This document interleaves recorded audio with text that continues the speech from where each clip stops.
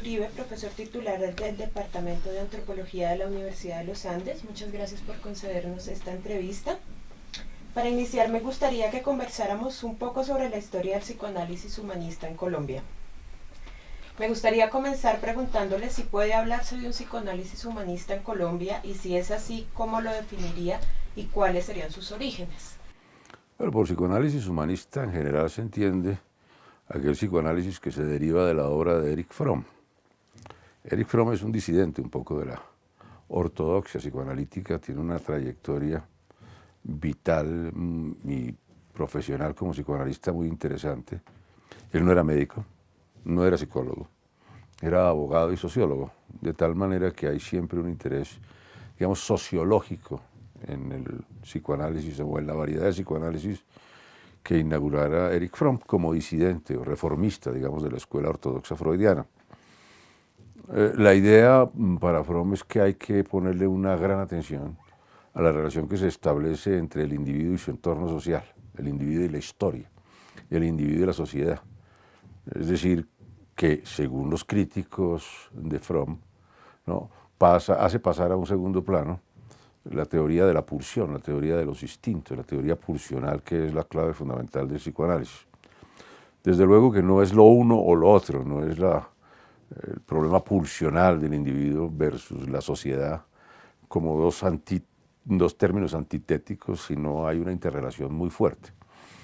Por eso el psicoanálisis freudiano también se ha llamado psicoanálisis social, o algunos lo llamaron social, psicoanálisis antropológico también. Su trayectoria, por supuesto, es muy larga y el mote de psicoanálisis humanista tiene mucho que ver con los discípulos que él formó en México a partir de la década, finales de la década del 40, comienzos de la década de 1950. ¿Sí? En la biografía oficial o en las biografías oficiales de Erich Fromm no aparece mucho la historia mexicana, para mucha frustración de los mexicanos, porque realmente pues ahí tuvo durante ese periodo de su trabajo en México, que son aproximadamente unos 20 años, entre finales de los 40, comienzos de los 60 o mediados de los 60, finales de los 60, pues tuvo una proyección internacional. Él fue un gran escritor. Yo no soy tan partidario de hacer, digamos, toda una escuela de Fromm, ¿no? Decir que dentro del psicoanálisis hay una cosa con una entidad perfectamente delimitada, implicaría hablar de psicoanálisis humanista. Yo creo que hay psicoanálisis y que evidentemente hay matices, hay énfasis, hay desarrollos mismos. Por supuesto, un desarrollo contemporáneo importante es el desarrollo lacaniano, pero no es el único. Si hay una cosa que caracteriza la historia del psicoanálisis ha sido la división, el debate, un poco el enfrentamiento interno, aún en vida de Sigmund Freud. Vale recordar que el primer disidente de renombre fue Adler, para no hablar después de la disidencia de Jung, para no hablar después de los problemas que tuvo con Otto Rank, por ejemplo, y seguir así hablando, digamos, de que el psicoanálisis nunca ha sido una cosa tan monolítica, tan homogénea. Los enfrentamientos entre Anna Freud y Melanie Klein, por ejemplo, ¿sí? En ese sentido, pues participó en esos debates Erich Fromm, que pues, tiene una historia personal muy interesante, hijo de rabinos o de familia rabínica alemana, formado dentro de la ortodoxia judaica, es sociólogo, abogado. Fromm tuvo entonces una formación sociológica muy fuerte, una formación histórica y jurídica muy fuerte. Fue miembro del grupo de Frankfurt, del Instituto de Estudios Críticos de Frankfurt.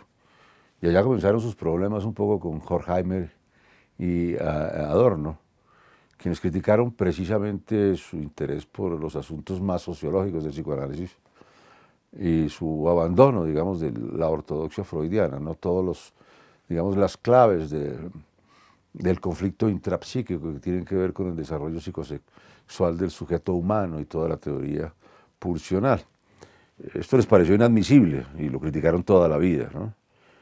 Pero él usó una obra muy grande, muy extensa, era un gran escritor, un escritor que podía poner conceptos muy complicados del psicoanálisis en lenguaje muy directo, muy plano, muy asequible.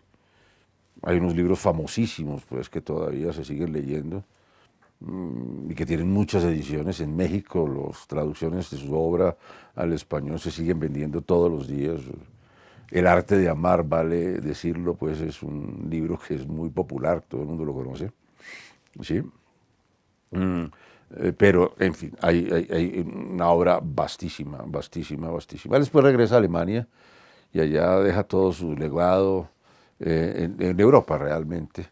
Y se olvida un poco de su trayectoria latinoamericana y de sus trasegares latinoamericanos, a donde fue, entre otras cosas, porque su entonces esposa estaba muy enferma del corazón y estaba buscando un clima más benigno y lo encontró en Cuernavaca, en México, al sur de Ciudad de México.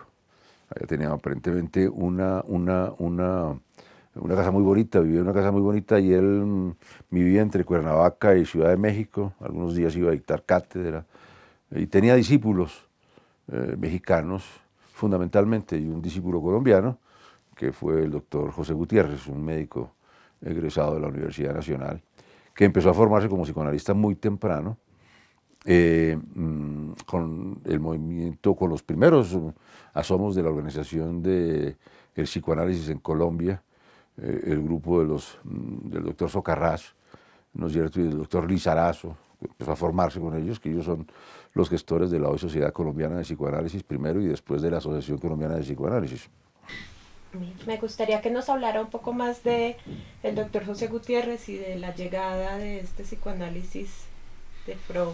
José Gutiérrez era una personalidad realmente sobresaliente, un gran lector, una persona con una formación intelectual muy sólida, un gran conocedor de la historia, de la filosofía, de la sociología, un amante de los clásicos, sobre todo de los clásicos griegos, por ejemplo, conocía muy bien a los clásicos griegos. Médico que fue de la Universidad Nacional, luchador político contra el régimen conservador de Laureano Gómez, sale exilado, se va para Francia, allá se relaciona con psiquiatras y psicoanalistas, entre otras cosas. Por esa época también estaba el profesor José Francisco Socarrás, que acabo de mencionar su nombre, formándose en psicoanálisis, había salido exilado después del cierre que en el gobierno de Laureano Gómez se hizo del Instituto Etnológico Nacional y de la Escuela Normal Superior, o la desintegración de la Escuela Normal Superior. El rector de la época de oro de la Escuela Normal Superior fue el profesor François Carras, médico también, y se estaba formando en Francia como psicoanalista, participó de todo ese grupo de gentes. El doctor Gutiérrez era mucho más joven, por supuesto, después regresa, termina medicina, empieza su formación como psicoanalista con Socarrás y con Lizarazo. Pero el doctor Jaime Jaramillo Uribe, otro gran científico social, también formado en Francia, también normalista, es decir, de la Escuela Normal Superior, le da a leer un libro de Erich Fromm y dije: mire, José, mire, Pepe, este es el libro que usted necesita leer y este es el personaje que quizá les soluciona esas inquietudes que usted tiene de juntar psicoanálisis y sociología. Y por eso va con su esposa Magdalena y su pequeña hija Marcela a vivir a México. Se van muy jóvenes, se casan y se van recién casados con una hija muy pequeña a vivir a México, donde están 6 años o cosa por el estilo, del 55 al 61 exactamente. Regresa y empieza a enseñar el mismo psicoanálisis, a formar psicoanalistas colombianos un poco al margen de la ortodoxia. En esa época había un enfrentamiento muy fuerte entre el doctor Socarrás y el doctor Lizarazo, que llevó a la ruptura entre ellos dos y la fundación respectivamente de lo que son hoy la Sociedad Colombiana de Psicoanálisis y la Asociación Colombiana de Psicoanálisis. Pero él se pone al lado, él se pone un poco al lado y empieza a formar gente. Algunos de ellos son importantísimos, de esos primeros grupos son importantísimos psicoanalistas, hoy médicos, psiquiatras y psicoanalistas. Y empieza a desarrollar su propia versión, digamos, sociológica o antropológica del psicoanálisis. Eso lo hace por varios años hasta que tiene que salir al exilio de nuevo durante el régimen de Julio César Turbay Ayala, porque José siempre fue un activista de los derechos humanos, ¿no? Y un luchador social, una personalidad, un progresista defensora, digamos, de las causas populares, y gran escritora además. Bueno, pero recién llegado a Colombia escribe un libro que se llama El método psicoanalista, el método de Erich Fromm, el método psicoanalítico de Erich Fromm, que parece que es un poco la ruptura entre ambos, entre maestro y discípulo. A partir de ahí se abren sus caminos y no se vuelven a encontrar realmente. ¿Qué impacto ha tenido este psicoanálisis humanista en la vida social y cultural colombiana, en el panorama académico y clínico?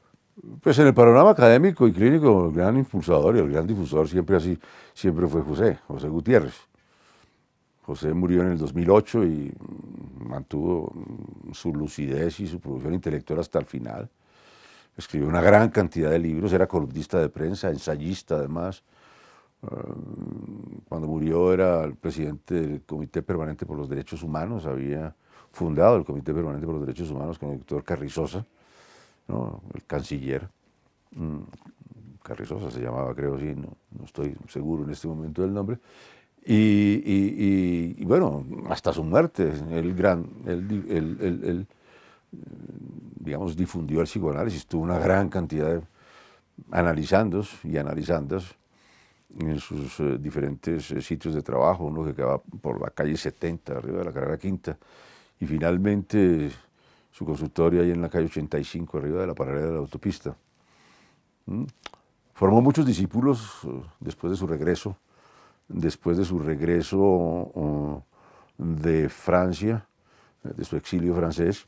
Vuelve unos años después, a comienzos de la década del 90, a formar nuevas gentes en un círculo de estudios psicoanalíticos. Y ahí es donde yo pues me vinculo con José, con Pepe, y me convierto en un discípulo. Yo lo había conocido antes, porque él tiene una obra que en una época fue tremendamente importante, una obra donde se mezcla sociología, antropología, psicoanálisis, se llama Gamín, un estudio financiado, entre otras cosas, de altísimo vuelo, ¿no? Que lo llevó también a Case Western University en los Estados Unidos, a él y su familia. Él siempre fue bastante andariego, digamos, el doctor Gutiérrez. Profesor Uribe, ahora me gustaría que conversáramos sobre la historia de la unidad de salud mental del Hospital San Juan de Dios. ¿Cuándo se crea esta unidad? ¿Cuál era el panorama de la psiquiatría para entonces? ¿Cuál es la importancia que tiene esta unidad de salud mental en la historia de la atención en Colombia? Bueno, lo primero que hay que mencionar es que el Hospital San Juan de Dios de Bogotá tiene orígenes coloniales. Sí, primero estaba situado en el siglo XVII, creo, sí, cuando se fundó. Estaba situado atrás de la Catedral Primada de Colombia, después fue trasladado a la zona hoy donde pasa la carrera 10ª con calle 10ª, donde está precisamente la iglesia de San Juan de Dios. Toda esa manzana fue el viejo hospital colonial, digamos, del siglo XVIII, el Hospital San Juan de Dios colonial. Y allá en los sótanos, en los bajos, en el primer piso, no recuerdo bien, estaba el pabellón de los locos. Allá llevaban los locos y las locas durante finales de la colonia.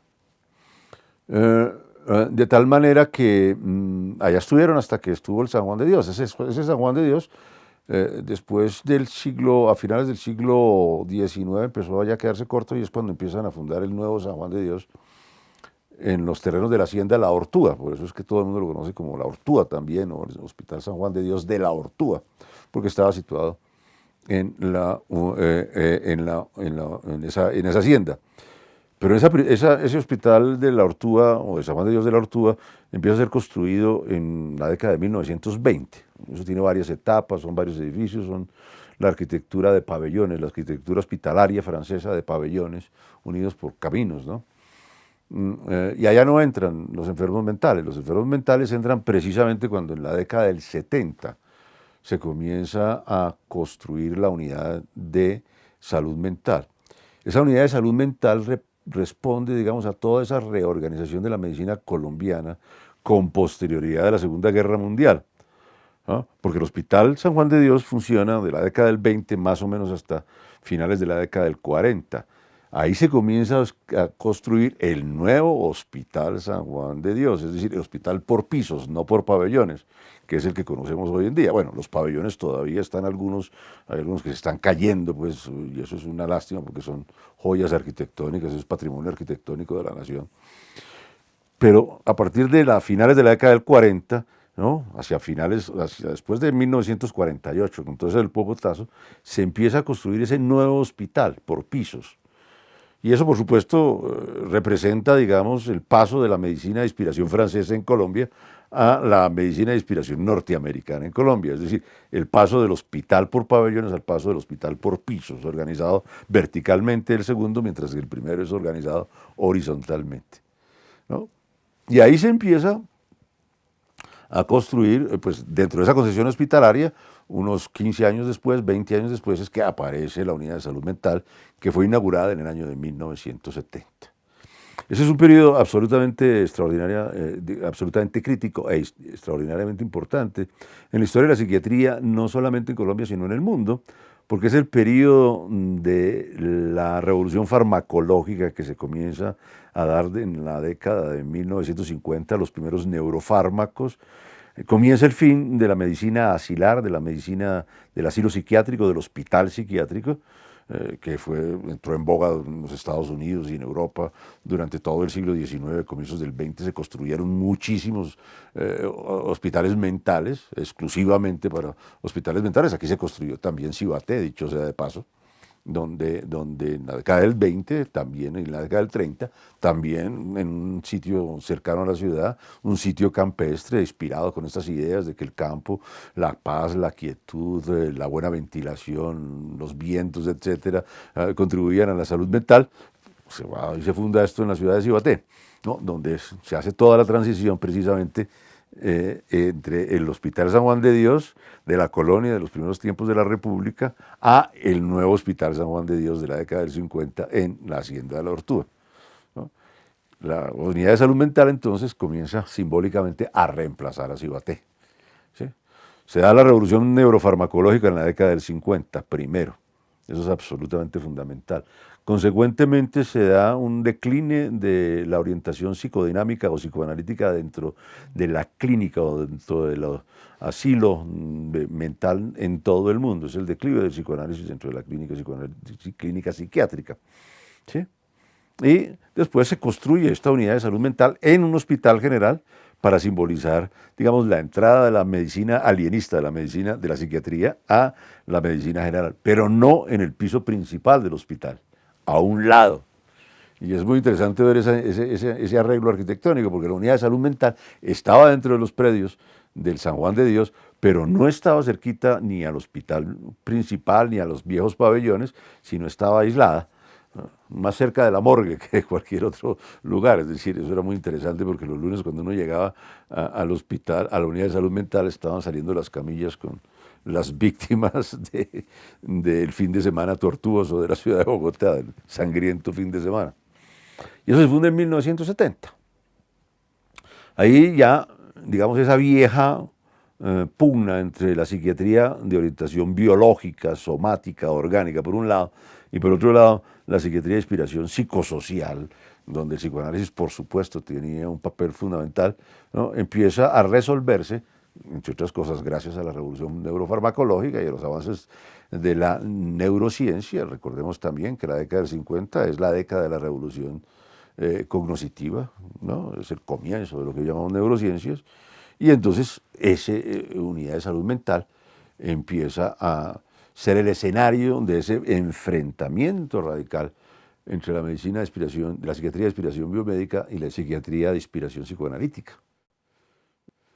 Finalmente ganan los orgánicos, la biopsiquiatría, pierden los psicoanalistas en la escuela que estaba encargada del mantenimiento y de la operación de la unidad de salud mental, que era la escuela de la Universidad Nacional, la Facultad de Medicina, en particular su departamento de psiquiatría. Salen entonces, a finales de los 80, comienzos de los 90, la mayoría de los psicoanalistas, y entra un nuevo grupo de profesores muy jóvenes con una orientación mucho más biomédica. Esa es la importancia del San Juan. de la unidad de salud del San Juan. Sin embargo, esa unidad de salud del San Juan se cierra con todo el San Juan, el Hospital San Juan de Dios, a finales de la década del 90, o sea, 1999, y todo eso se pierde.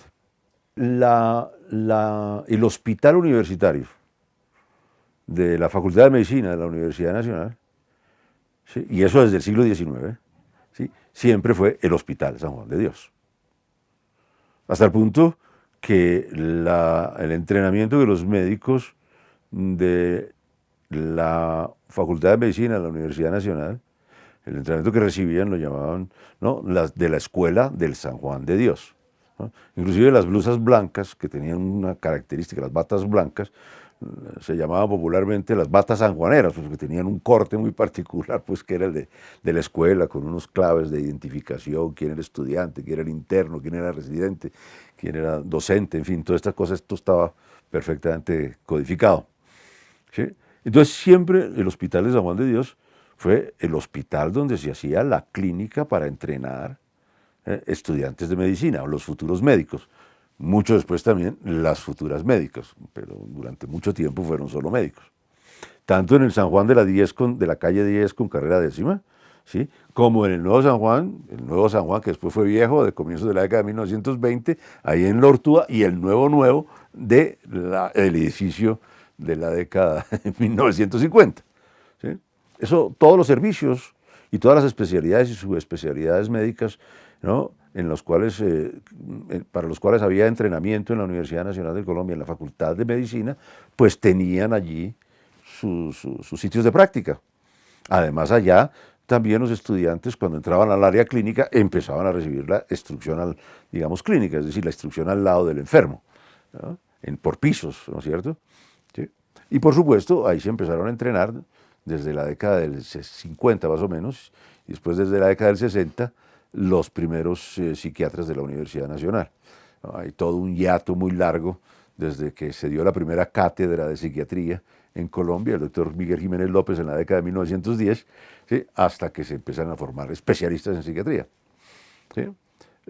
Pero en la década de 1980, o 70, después de que se funda la Unidad de Salud Mental, allá se van a formar los psiquiatras de la escuela del San Juan, es decir, de la Universidad Nacional. Cuéntenos ahora cómo llega usted, un antropólogo, a la Unidad de Salud Mental del Hospital San Juan de Dios. ¿Cuál era ese papel que tenía usted allá? Eso fue muy simpático. Primero, eso tiene un nombre propio. Cuando llegué, el director del departamento de psiquiatría era un médico muy importante, que fue decano de la Facultad de Medicina, un médico psiquiatra muy importante. Vive todavía. Es un hombre que se encuentra muy bien de salud y muy lúcido. Ismael Roldán Valencia. Ismael Roldán siempre tuvo intereses sociológicos, intereses antropológicos en particular, ¿no? Y siempre fue un curioso y muy relacionado además con la antropología, ¿no? Los residentes de psiquiatría recibían un entrenamiento en antropología, precisamente un seminario en antropología, que lo hacían los colegas del Departamento de Antropología de la Universidad Nacional, pero no era un entrenamiento que estuviera vinculado a la propia clínica. Entonces lo que vio Ismael fue la necesidad, ¿sí?, de juntar ese entrenamiento a la propia clínica, porque en la unidad de salud mental se estaban viendo muchas cosas que decía el doctor Roldán, eran más para antropólogo que para psiquiatra, pues cosas de brujería, cosas de encantamiento, cosas de chamanes, de tomas de yagé, toda esa serie de cosas que se podrían llamar, o que los médicos tendían a llamar pensamiento mágico o prácticas mágicas, pero sentían que no podía, que eso lo rebasaba.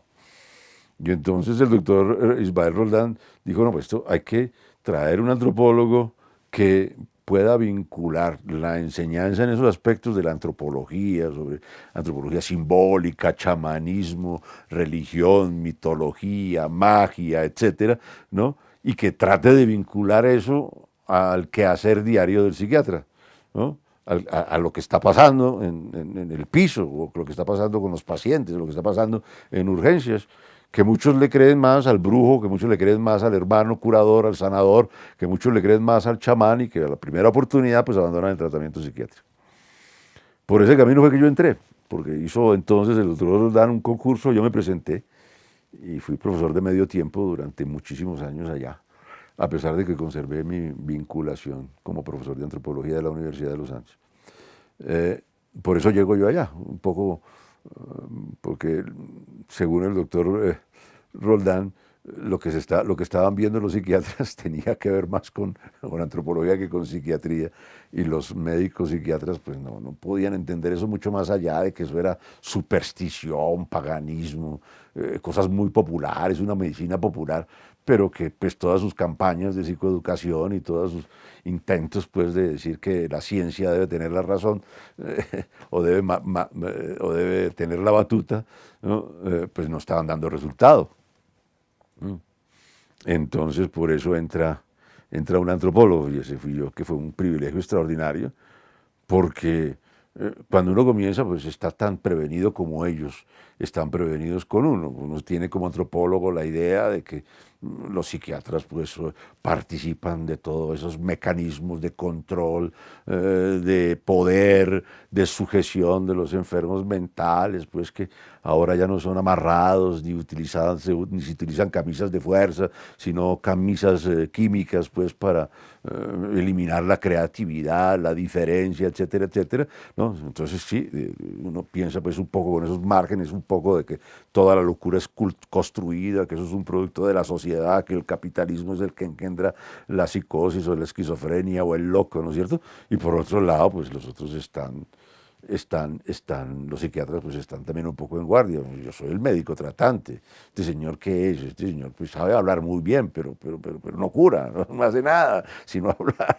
Entonces eran dos culturas realmente académicas muy diferentes, ¿no? Y al comienzo fue muy difícil, pues, eso fue muy difícil, pero muy interesante, porque a mí personalmente me obligó a entender qué era lo que ellos estaban haciendo, qué eran lo que ellos decían, cómo procedía su pensamiento, digamos, diagnóstico, cuáles eran sus premisas, cómo concebían el caso clínico.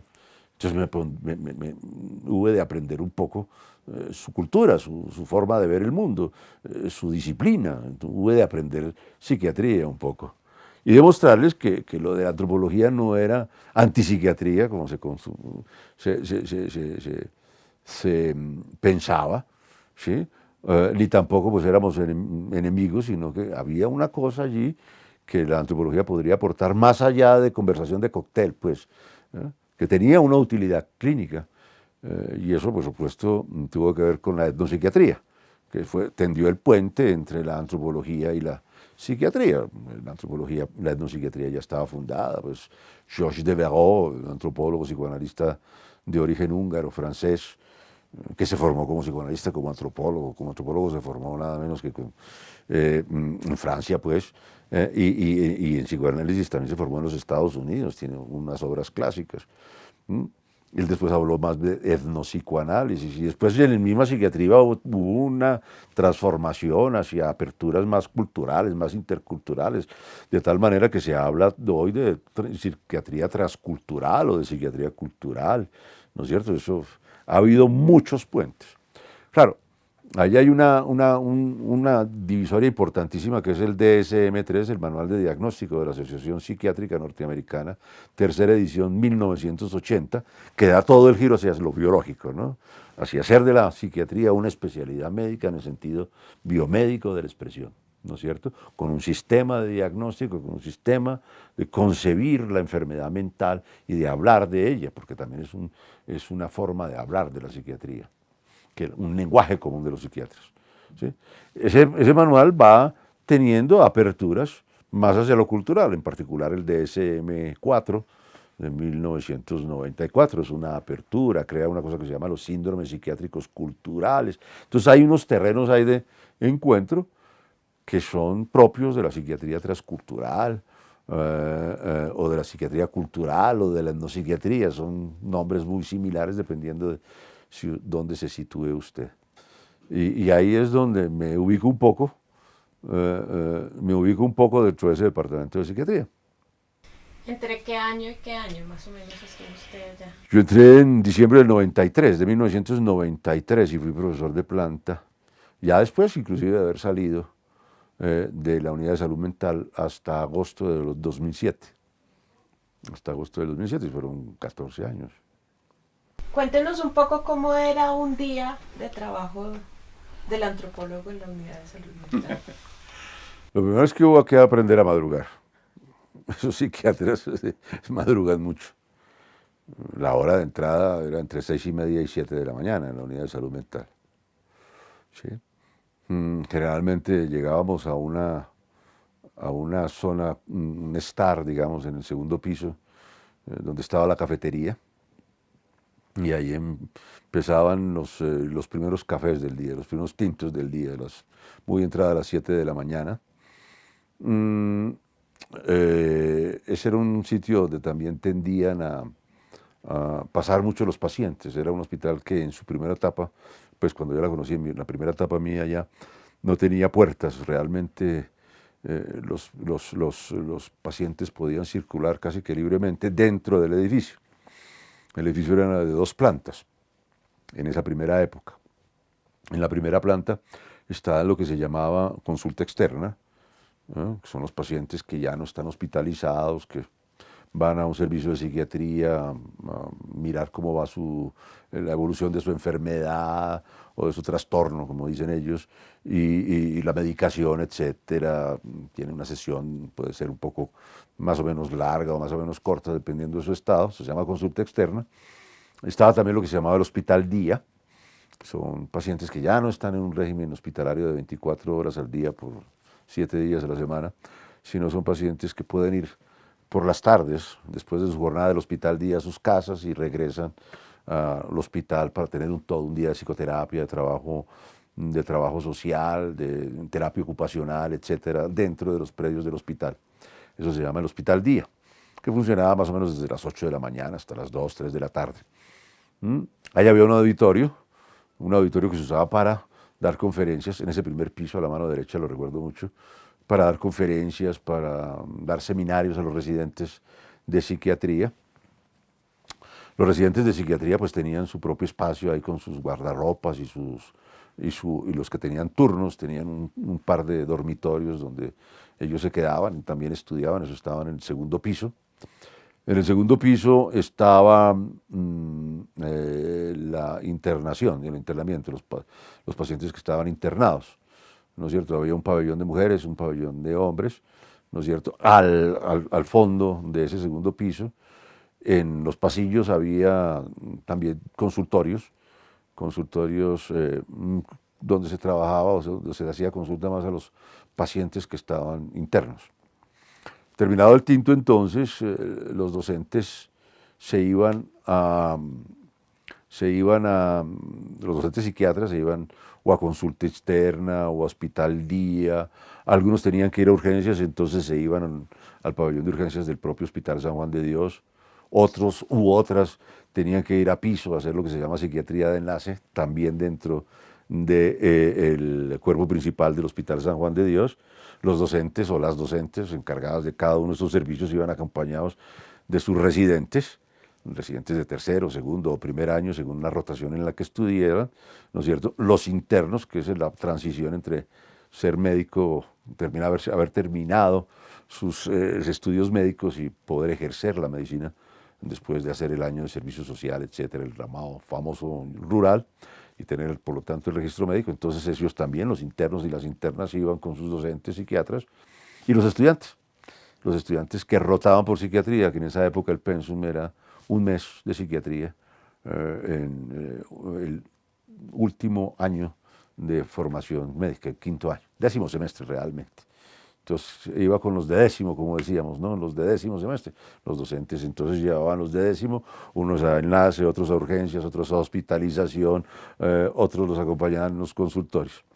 Y el antropólogo iba a veces con los clínicos, los docentes que hacían clínica, con los hospitales, con con los pacientes hospitalizados. Entonces me decían, bueno, camina, vamos a ver a esta persona que creemos que usted nos puede ayudar con ella, o escucha a ver qué es lo que usted cómo la ve y después hablamos de él. Entonces yo me iba con ellos, o en algunas ocasiones los pacientes sabían que estaba el antropólogo, entonces me iban a buscar y se metían al consultorio y hablábamos largas horas con ellos. A veces tenía yo que ir a urgencias, ¿sí? Porque habían encontrado, me acuerdo mucho, cosas de brujería y contras y cosas de esas y no sabían cómo lidiar con eso, o aún a piso también, ¿no? Entonces yo aprendí mucho acompañando en sus rondas a los psiquiatras, tanto de consulta externa como de hospital día, como de hospitalización y de enlace y de urgencias. También teníamos un club de familias, ¿no? Unos talleres de familias se llamaban en realidad. Eran 2 tardes o 2 medios días donde hablábamos mucho con los familiares de los pacientes. Eso lo organizó una doctora que era extraordinaria, de una facilidad extraordinaria para entrevistar a la doctora Elena Martín. Entonces yo la secundé durante mucho tiempo y paralelo a eso, pues yo tomaba mis notas, mis diarios de campo, ¿no? Entonces mi jornada típica ya iba de 7 de la mañana a 12 del día, 11 del día básicamente.